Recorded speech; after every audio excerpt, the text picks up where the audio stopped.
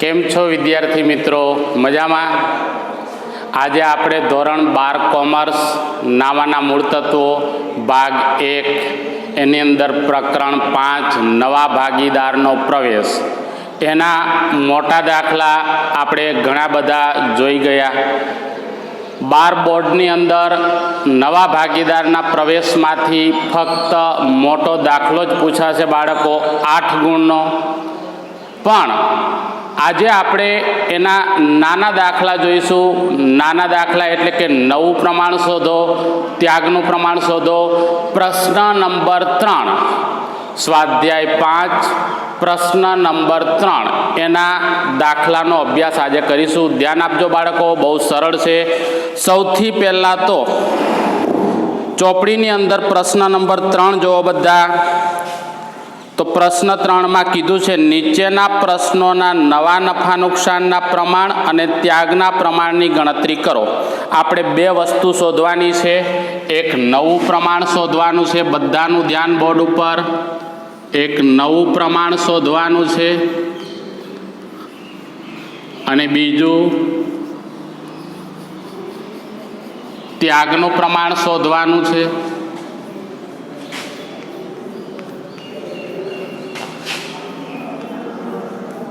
અથવા તો એનો ત્યાગ શોધવાનો છે. પ્રશ્ન નંબર 3ની અંદર એક નવું પ્રમાણ છે અને ત્યાગ છે.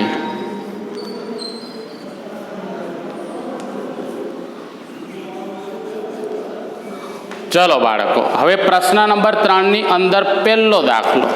પ્રશ્ન નંબર 3ની અંદર પહેલો દાખલો. એ અને બી 3:2 પ્રમાણમાં નફો નુકસાન વેચતા ભાગીદારો છે. આપણે પ્રશ્ન નંબર 3નો દાખલા નંબર 1ની ચર્ચા કરીએ છીએ. તો બોલો બાળકો, ભાગીદારો એટલે કે જૂના ભાગીદારો પહેલા આપેલા છે. જૂના ભાગીદારો કેટલા છે? 2, એ અને બી. પછી આગળ કીધું છે એ અને બી 3:2 પ્રમાણમાં નફો નુકસાન વેચતા ભાગીદારો છે. 3:2 એટલે એ કયું પ્રમાણ આપેલું છે બાળકો? જૂનું પ્રમાણ. જૂનું પ્રમાણ કેટલું છે? 3:2. પછી આગળ વાંચો. સી ભાગીદારને 1/4 ભાગ આપવાની શરતે સી ભાગીદારને 1/4 ભાગ આપવાની શરતે પ્રવેશ આપ્યો.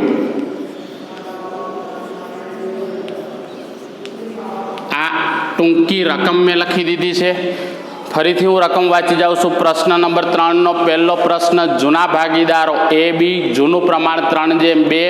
પછી કીધું છે કે જૂની પેઢીમાં સી ભાગીદારને 1/4 ભાગ આપવાની શરતે પેઢીમાં પ્રવેશ આપ્યો. બોલો, સી ભાગીદારને કયો ભાગ આપવાનો છે બાળકો? 1/4. હવે ગોખણપટ્ટી ના કરતા નવું પ્રમાણ શોધવું હોય તો અહીંયા ધ્યાન આપજો બધા. નવું પ્રમાણ શોધવું હોય તો આ રીતે માની લો આ પેઢી છે. પેઢીનો આ એક આખો ભાગ, પેઢીનો એક આખો ભાગ એટલે આપણે પેઢીનો આખા એક ભાગને એક ધારી લીધો. આખી પેઢી એ એક ભાગમાં આવેલી છે. તો પેઢીનો ભાગ કેટલો ધારી લીધો બાળકો? 1. ધ્યાન આપજો, હું અહીંયા લખતો પણ જાઉં છું. સૌથી પહેલાં નવું પ્રમાણ શોધવાનું હોય તો લખવાનું કે ધારો કે પેઢીનો કુલ ભાગ. બોલો બાળકો, કુલ ભાગ કેટલો ધારી લીધો? 1. આ પેઢીનો કુલ ભાગ 1 ધારી લીધો. હવે આમાંથી નવા ભાગીદારનો ભાગ, નવા ભાગીદારનો ભાગ, આ પેઢી છે આખી, આમાંથી નવા ભાગીદારને કેટલો ભાગ આપવાનો છે? 1/4. નવો ભાગીદાર કોણ છે? સી. તો આમાંથી 1/4 એટલે ચોથો ભાગ કોને આપી દઈશું આપણે? નવા ભાગીદારને. તો ચોથો ભાગ એટલે ધ્યાન આપજો બાળકો, આટલો થયો. આ કોને આપી દઈશું આપણે? સીને આપી દઈશું 1/4 ભાગ. કોને આપી દીધો? સીને. આવું કીધું છે રકમની અંદર. તો બોલો સીનો ભાગ કેટલો છે? 1/4. કુલ ભાગ 1 હતો, એમાંથી ચોથો ભાગ 1/4 ભાગ સીનો.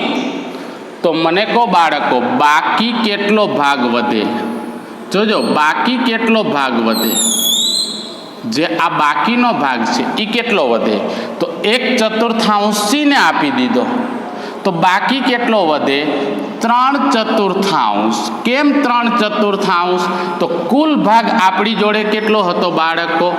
કુલ ભાગ 1 હતો, એમાંથી સીને આપણે આપી દીધો 1/4 ભાગ. તો બાકીનો જે વધશે એ કોનો કોનો કહેવાશે? એ અને બીનો.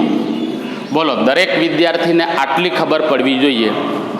નવું પ્રમાણ શોધવું હોય તો કુલ ભાગ 1, એમાંથી નવાનો ભાગ છે એ નવાને ભાગ આપી દો. બાકી જે વધે એ જૂના ભાગીદારનો ભાગ કહેવાય. આમાંથી 3 ભાગ પડે, એમાં સીનો આટલો ભાગ, તો અહીંથી અહીંયા સુધી એ અને બીનો કહેવાય. તો ગણતરી પ્રમાણે આ રીતે કરાય. ધારો કે પેઢીનો કુલ ભાગ 1. હવે બીજો નંબર, બાકીનો ભાગ. બાકીનો ભાગ એટલે બાકીનો ભાગ શોધવો હોય તો કુલ ભાગમાંથી નવાનો ભાગ, નવા ભાગીદારનો ભાગ શું કરી દેવાનો? માઇનસ કરી દેવાનો. તો બોલો બાળકો, કુલ ભાગ આપણી જોડે કેટલો છે? 1 છે. કુલ ભાગ 1 ધાર્યો, એમાંથી નવાનો ભાગ 1/4 એ આપણે બાદ કરી દઈએ. તો લસા લઈએ. 4 એકા 4 -1 ભાગ્યા 4, ચોકડી ગુણાકાર કરી. 4 એકા 4, માઇનસના -1 ભાગ્યા 4. તો બોલો બાળકો, 4માંથી 1 જાય તો 3/4. આ કયો ભાગ મળ્યો? બાકીનો ભાગ, જે આની ચર્ચા કરી.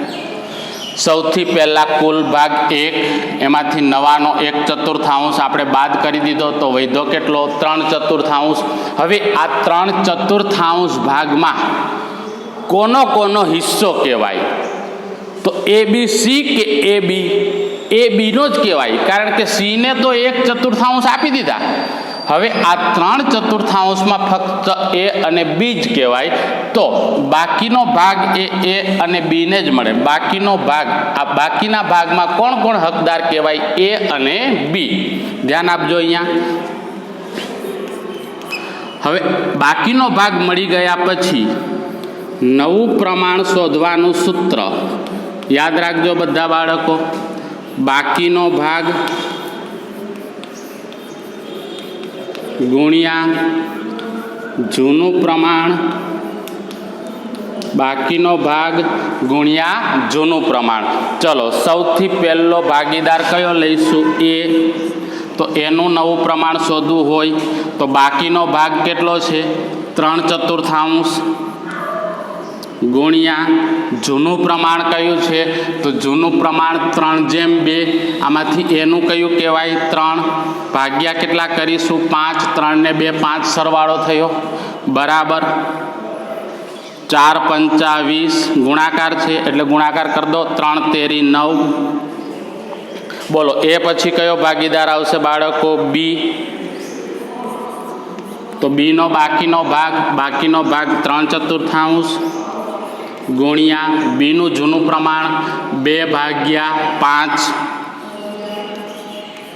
તો 4 × 5 = 20, 3 × 2 = 6. બાકીનો ભાગમાં ફક્ત કોનો કોનો હિસ્સો કહેવાય? એ અને બી. આ એ અને બી મેં લખી દીધા. હવે સી, નવું પ્રમાણની ગણતરી કરો એટલે સી ભાગીદાર પણ લઈ લેવાનો, કારણ કે નવા પ્રમાણમાં 3 ભાગીદાર આવશે. એ બી આવી ગયા. હવે સી, તો સીનું નવું પ્રમાણ તો આપણને આપેલું જ છે. સીનું નવું પ્રમાણ કયું કહેવાય? 1/4. સીનું નવું પ્રમાણ તો આપેલું જ છે, નવો ભાગ આપેલો જ છે 1/4, પણ પ્રમાણ કરવા માટે પ્રમાણ કરવું હોય બાળકો તો બધાના ભાગાકારમાં સરખી રકમ હોવી જોઈએ.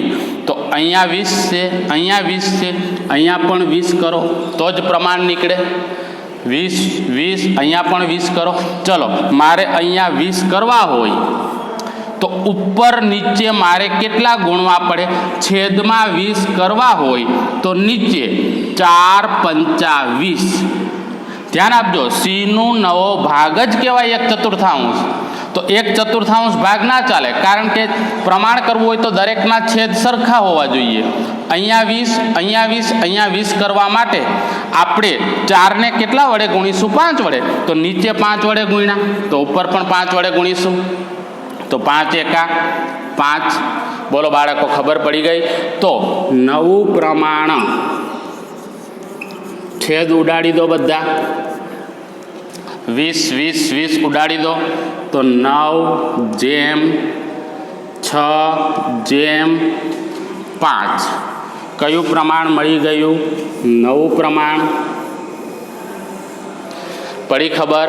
આ રીતે નવું પ્રમાણ શોધાય. ફરીથી એક વખત રિવિઝન કરી દઉં. ધારો કે પેઢીનો ભાગ કુલ 1, એમાંથી નવો ભાગ બાદ કરી દો એટલે બાકીનો ભાગ મળે. બાકીના ભાગમાં ફક્ત જૂના ભાગીદારોનો જ હિસ્સો કહેવાય. તો નવું પ્રમાણ શોધવાનું સૂત્ર બાકીનો ભાગ ગુણ્યા જૂનું પ્રમાણ. બંનેના બાકીનો ભાગ ગુણ્યા જૂનું પ્રમાણ કરો, પણ નવા ભાગીદારનું પણ નવું પ્રમાણ મેળવવું પડે. આપેલું જ હોય, પણ છેદ સરખા કરવા માટે ઉપર નીચે આપણે કેટલા ગુણી દીધા? 5 5. ચલો, હવે શું શોધીશું બાળકો? ત્યાગ. તો ત્યાગનું સૂત્ર આપણને બધાને ખબર છે. ત્યાગ શોધવા માટે સૂત્ર શું થશે? જૂનો ભાગ માઇનસ નવો ભાગ. બોલો, પહેલો ભાગીદાર કયો લઈશું બાળકો? એ. તો એનો જૂનો ભાગ કેટલો છે? અહીંથી જાઓ, 3/5 માઇનસ નવો ભાગ એનો કેટલો? તો નવું પ્રમાણ આવ્યું 9 ભાગ્યા કેટલા? તો 9 6 15 ને 5 20. 9/20. ચલો, અહીંયા બાદબાકીની નિશાની છે તો લસા લેવો પડશે. લસા આ રીતે છેદના ગુણાકાર કરી દો. 5 20 100. ચોકડી ગુણાકાર 20 તેરી 60. 9 પંચા 45. કેટલા મળશે બાળકો? 60માંથી 45 જશે તો 15/100. આ કોનું મળી ગયું? એનું મળી ગયું. હવે કોનું શોધીશું? બીનો ત્યાગ. તો બીનો જૂનો ભાગ 2/5 માઇનસ બીનો નવો ભાગ 6/20. છેદનો ગુણાકાર 20 પંચા 100, 20 દુ 40 અને 6 પંચા 30. બોલો કેટલા મળશે? 10/100. નવા ભાગીદારનો ત્યાગ આવે નહીં. ચલો, તો અહીંયા આપણને ત્યાગનું પ્રમાણ છેદ ઉડાડી દઈએ. 100 નીકળી જશે તો 15/10. બોલો કેટલા વડે ભાગ ચાલશે બાળકો? 5 વડે. 5 તેરી 15, 5 દુ 10. તો ત્યાગનું પ્રમાણ કયું મળી ગયું? 3/2. ખબર પડી? આ રીતે તમે ટૂંકા દાખલા ગણી શકો. બીજો દાખલો આપણે ગણીએ તો ધ્યાન આપો બધા.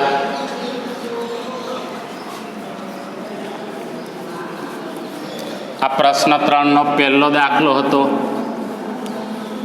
હવે પ્રશ્ન 3નો બીજો દાખલો ગણીશું.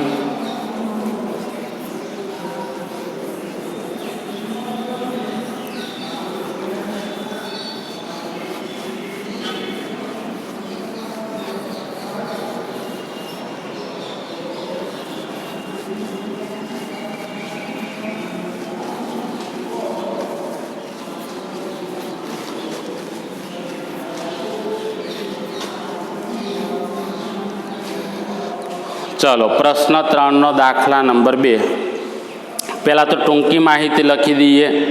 તો તમને કીધું છે અંદર એ બી. બોલો જૂના ભાગીદારો કેટલા છે? બીજો દાખલો, જૂના ભાગીદાર એ અને બી.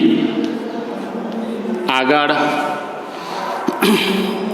પેઢીમાં 4/5 અને 4/5 અને 2/10 ભાગે નફો વેચતા ભાગીદારો છે.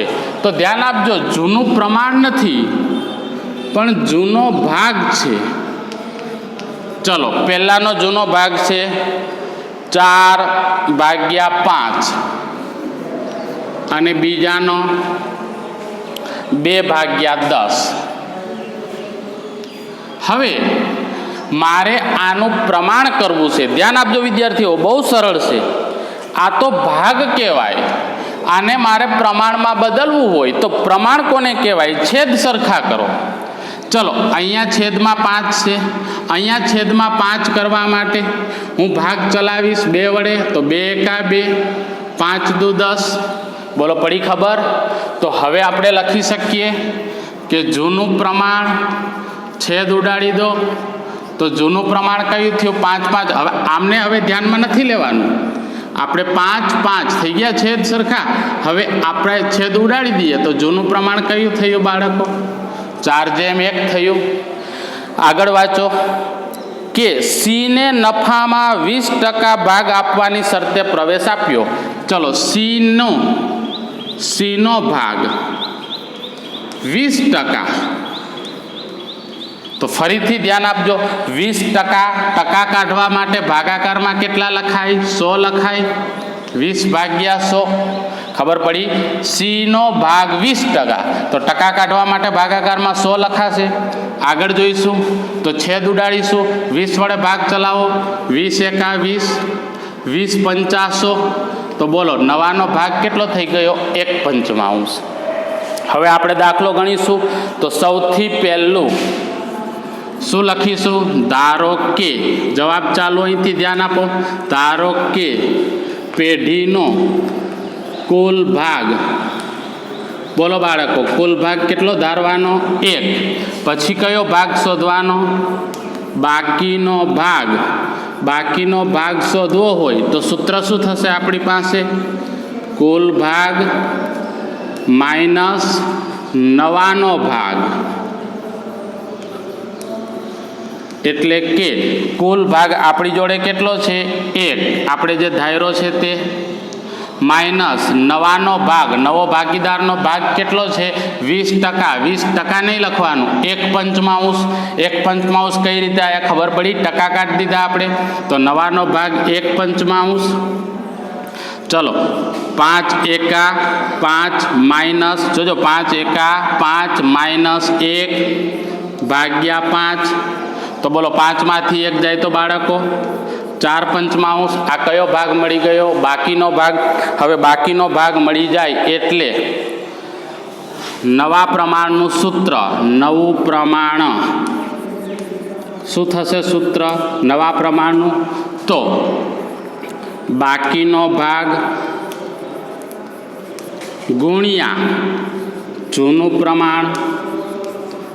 કારણ કે બાકીના ભાગમાં ફક્ત કોનો હિસ્સો કહેવાય? જૂના ભાગીદારોનો. તો બાકીનો ભાગ ગુણ્યા જૂનું પ્રમાણ. ચલો, સૌથી પહેલું નવું પ્રમાણ કોનું? એનું. એનો બાકીનો ભાગ કેટલો છે બાળકો? 4/5 ગુણ્યા એનું જૂનું પ્રમાણ કયું છે? પ્રમાણ 4/5, 2/10 એ નહીં લખવાનું. જૂનું પ્રમાણ 4/1, તો 4/5. ખબર પડે? સરવાળો કરો. 4 4 16 ભાગ્યા પાયો 25. બોલો, એ પછી કોણ આવશે? બી. તો બાકીનો ભાગ બીનો 4/5 ગુણ્યા બીનું જૂનું પ્રમાણ 1/5. બોલો જીને, અહીંયા 5 5 25 અને 4 એકા 4. પછી કોણ આવશે? સી. તો સીમાં સી ભાગીદાર, સી નવો જ ભાગીદાર કહેવાય. એટલે એમાં બાકીનો ભાગ લખાય નહીં, કારણ કે બાકીનો ભાગ ફક્ત એ અને કોનો કહેવાય? બીનો કહેવાય. તો સીનું નવું પ્રમાણ આપેલું જ છે બાળકો, 1/5. પણ આ પ્રમાણ ચાલશે નહીં, કારણ કે દરેકના છેદમાં કેટલા છે? 25 25. તો મારે સીના પણ છેદમાં 25 કરવાના. 25 કરવા હોય તો મારે કેટલા વડે ગુણવા પડશે? 5 વડે, કારણ કે 5 છે. 25 કરવા માટે 5 વડે ગુણો. નીચે 5 વડે ગુણ્યા તો ઉપર પણ કેટલા વડે ગુણીશું? 5 વડે. તો બોલો બાળકો, 5 એકા 5. તો નવું પ્રમાણ બોલો કયું થઈ ગયું આપણી જોડે? છેદ ઉડાડી દો. 16:4:5. 16:4:5. આ નવું પ્રમાણ મળી ગયું. પડી ખબર બધાને? હવે આપણે શું શોધીશું? ત્યાગ શોધીશું. તો ત્યાગ શોધવાનું સૂત્ર આપણી પાસે છે. બોલો બાળકો, ત્યાગ શોધવો હોય તો સૂત્ર શું થશે? જૂનો ભાગ માઇનસ નવો ભાગ. બોલો પહેલાં કયો ભાગીદાર આવશે? એ. તો એનો ત્યાગ, જૂનું પ્રમાણ એનું કયું છે? 4/5 એટલે 4/5 માઇનસ નવો ભાગ એનો કયો છે? નવું પ્રમાણ 16 ભાગ્યા કેટલા કરવાના? તો 16 ને 4 20 ને 5 25. 16/25 છેદનો ગુણાકાર 25 × 5 125. ચોકડી ગુણાકાર 25 ચોક 100. 16 × 5 80 એટલે મળશે આપણને 20/125. બોલો એ પછી કયો ભાગીદાર આવશે? બી. બીનું જૂનું પ્રમાણ 1/5 માઇનસ બીનું નવું પ્રમાણ 4/25. કેટલા આવશે? 25 × 5 125. 25 એકા 25. 4 × 5 20 એટલે 5/125. તો આપણને ત્યાગનું